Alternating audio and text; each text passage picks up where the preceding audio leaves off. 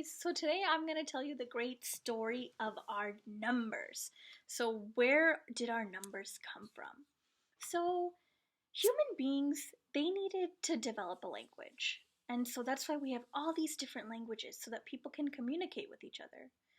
Well, in the same way that people needed to create language in order to talk with one another, they also needed a language for their numbers, their inventions, and for things that they needed to measure. So, at some time from the beginning that humans have been on Earth, it seems like they needed to speak about the numbers just like we do. So, they must have wanted to know, how many deer do they need to hunt to feed the group? How many people can fit in this cave? How far is the river from their settlement? Or maybe when will the fruit sprout on the trees again? So, all these kinds of things involve numbers. So, these people living long ago, we never found a group of people anywhere who do not have some form of words or numbers.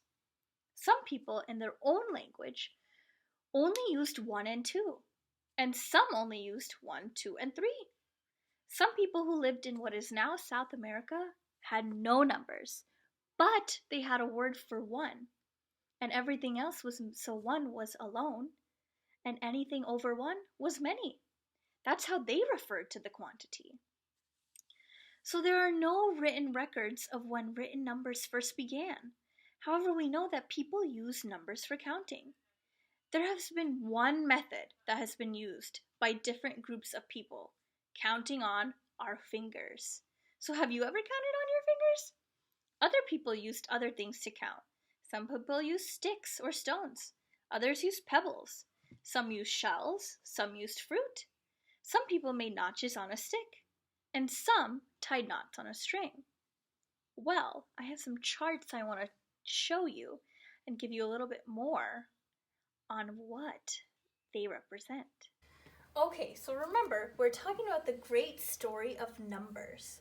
So here's a chart of how one group of people, the Malaya, used stones to count. People seem to have the need to count things in their life, and sometimes they also needed to keep record of different things. So for example, if they were out on a hunt, they want to know how many deer they saw.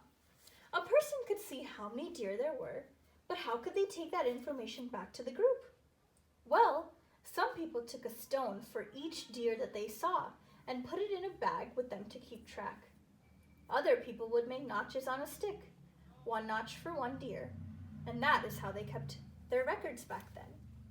Well, remember, people talked for a long time before they started to write.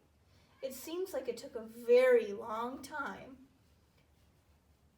before they started to record these kinds of numbers.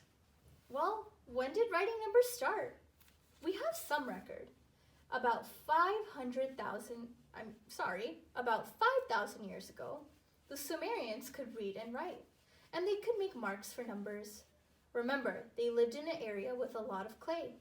They used the clay to make tablets, and in those places, they would make marks with a stick.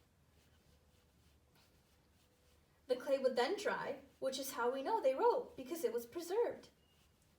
The Phoenicians lived at the same time. They were farmers and grew crops. They were successful and sold some of their crops. They needed symbols for really big numbers because they sold a lot. Well, the Babylonians came after the Sumerians and Phoenicians.